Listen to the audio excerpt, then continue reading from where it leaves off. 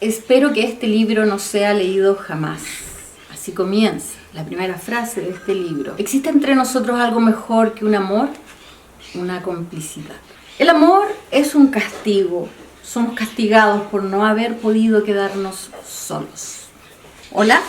En estos tiempos tan difíciles y complejos, a mí se me ocurrió que podríamos hacerles algunas recomendaciones del libro. Entonces yo quise empezar con un libro que es un gran desafío porque es sumamente complejo. Es Fuegos de Margaret Yourcenar. Este libro es muy bello, su prosa, su lírica. Y les cuento quién fue Margaret Yourcenar. Margaret Yourcenar es una mujer francesa que nació en el 1903. No tan solo fue escritora de cuentos, sino que escribió novelas, fue poeta y lo más importante fue una gran traductora de una prosa muy hermosa. Uno de los libros más importantes de ella se llama Las Memorias de Adriano. Y ella tiene una característica, siempre se basa como en... sus historias se basan en hechos históricos antiguos, entonces toma muchos mitos de la antigua Grecia. Y bueno, quiero presentarles este libro que es como ya cuando ella estaba un poco mayor. Ella estaba sumamente enamorada y escribe un diario de vida. Decide después de esos relatos relacionarlos con algunos personajes de la antigüedad grecorromana. Entonces en su libro menciona a Aquiles, a Patroclo, a Safo, a Antígona. Este libro no es un libro más de amor, cliché, así como de lugares comunes, como que te quiero, te amo, te adoro, no estoy sin ti, sino que es un libro que habla de amores que son sumamente apasionados, sumamente escandalosos, sumamente fuera de lo común.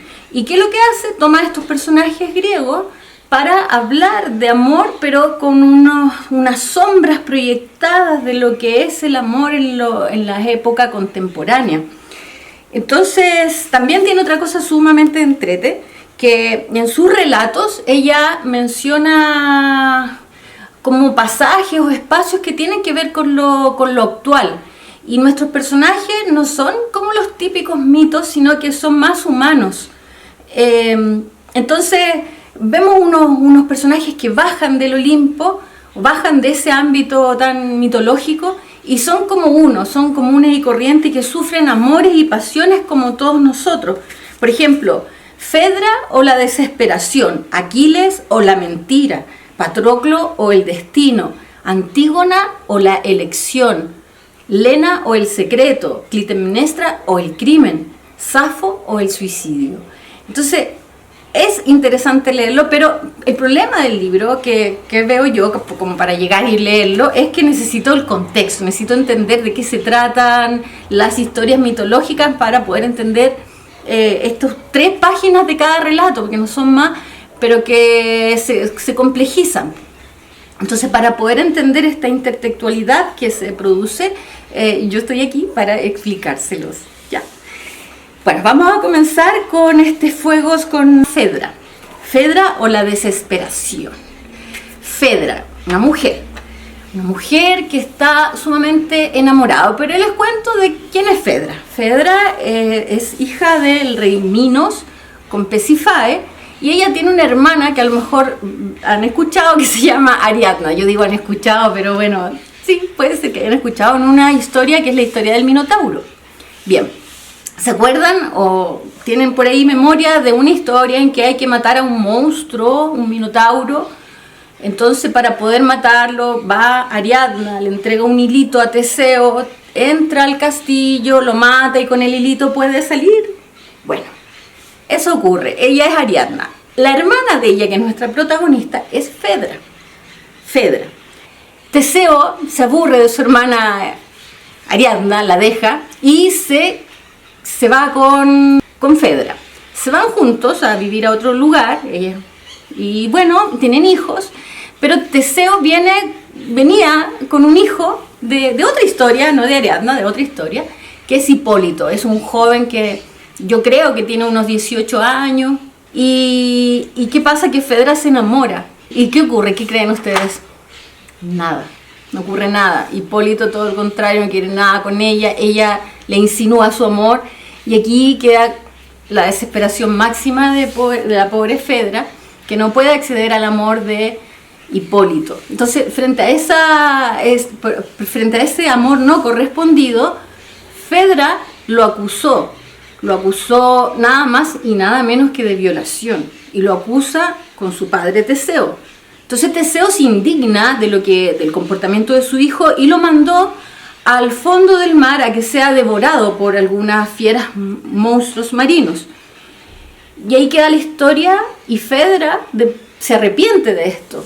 Esto que yo les estoy contando es el mito, es la historia, es la leyenda. Lo que nosotros tenemos en Fuegos es las sensaciones, la desesperación de Fedra frente a todo esto que está pasando. Entonces es una historia de sensaciones. Y lo loco que ocurre acá es que estas sensaciones se relacionan un poco con el presente, por eso no son tan antiguas, pese a que lo parecieran. Y por ejemplo hay una parte que a mí me gusta mucho. Ya Fedra está muy desesperada, pero déjenme encontrarla, y dice algo así como, y aquí viene el presente, a mí me gusta mucho esta parte. Fedra, justo se me perdió, ay, estaba en Aquiles.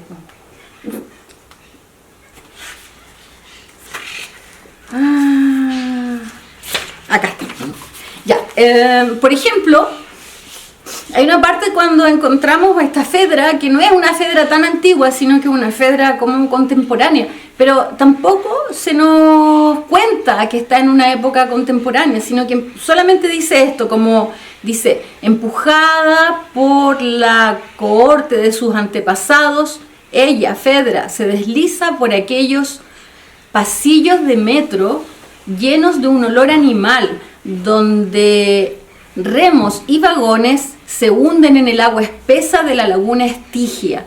La laguna Estigia es la antesala del infierno. Entonces eso ya nos está indicando tal vez un futuro o una posible desgracia que va a tener Fedra.